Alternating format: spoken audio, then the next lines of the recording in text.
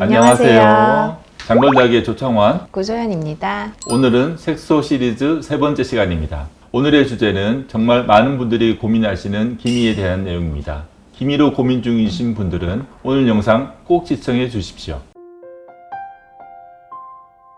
우선 기미의 원인을 간략하게 살펴보면 임신 호르몬의 변화, 노화된 진피세포에서 나오는 신호 전달 물질의 영향 등으로 멜라닌 형성세포가 과잉으로 활동을 해서 멜라닌을 만들어내는 상태라 할 수 있습니다. 이는 피부 진피의 노화 또는 만성적인 염증 상태가 문제가 되기 때문에 피부 기점막이 손상이 되어 있고 또 진피층에는 여러 가지 염증 세포들이 이제 관여를 하고 있는 그런 상태라고 볼 수 있어요. 기미는 호르몬에도 큰 영향을 받는데요. 그렇기 때문에 경구 피임약 사용이라든지 호르몬 요법, 난소 종양, 내분비 장애 등으로 인해서도 색소 침착의 시작 또는 악화가 될 수 있고요. 보통 기미의 시작은 사춘기 이후 임신 중 경구 피임약 드시고 계실 때 이럴 때 나타나는 경우가 많고, 그러니까 어릴 땐 사실 기미가 거의 없죠.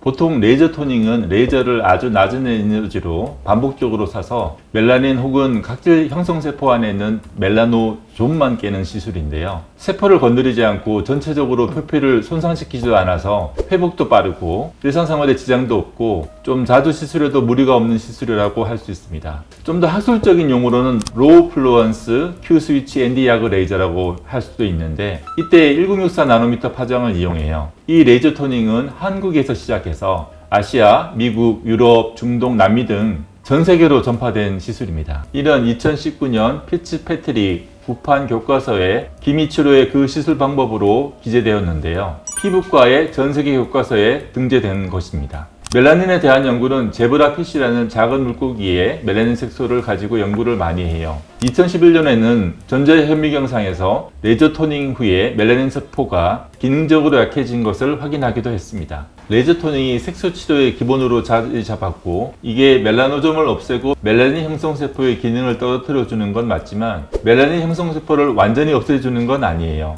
레이저 토닝 시술은 중단하게 되면 다시 멜라닌 형성세포가 멜라닌을 만들게 되죠. 비정상적으로 활성화된 멜라닌 형성세포의 멜라닌 생성은 레이저 토닝을 통해서 일시적으로 떨어뜨릴 수 있지만 근본적인 치료는 될 수 없습니다. 레이저 토닝은 모든 색소 질환에 적용되는 건 아니고요. 기미나 PIH처럼 멜라닌 생성 활동이 비정상적으로 높아진 상태에서만 메인 치료가 될 수 있어요. 그리고 이를 효과적으로 시술하기 위해서는 색소 질환에 대한 정확한 진단과 임상 경험이 중요합니다. 따라서 본인의 피부 상태에 맞게 전략을 수립하고 이를 치료하실 것을 권장드립니다.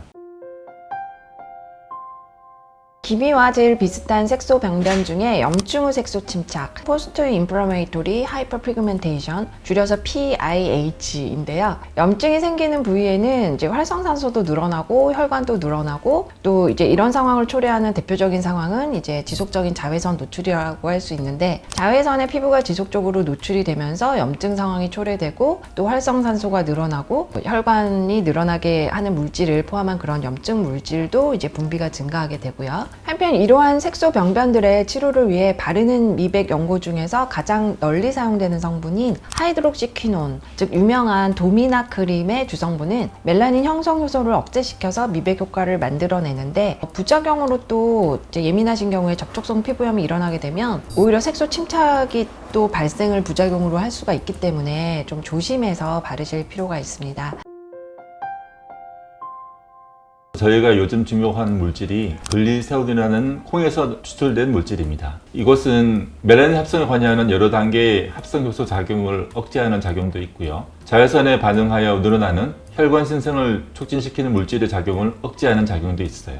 글리세롤린 자체도 강력한 항산화 물질이기도 하고, 또 다른 유명한 강력한 항산화 물질인 글루타치온을 늘려주는 효과도 있습니다. 기미 피부는 피부 기점막이 무너져 있는 경우가 많기 때문에 이를 회복시키기 위해서 실펌을 쓴다든지 피부 진피 섬유화 세포를 강화시키는 성분을 투여한다든지 이런 방법도 역시 기미 치료에 탁월한 효과를 볼 수 있는 조합이고요. 권해드릴 만한 치료법이라고 할 수 있습니다. 오늘은 정말 많은 분들이 고민하고 있는 기미의 발생 원인과 이를 효과적으로 치료할 수 있는 메커니즘과 시술 방법에 대해 알려드리는 시간을 가져보았는데 어떠셨나요? 기미 치료에 장시간이 소요되고 좀처럼 차도가 안 보이는 이유는 치료 프로세스의 설계가 잘못된 경우가 많은 만큼 기미 치료에 대한 임상 경험이 풍부한 의료진과 충분한 상담 후에 치료를 진행하실 것을 권장드리면서 오늘은 이만 마무리하겠습니다.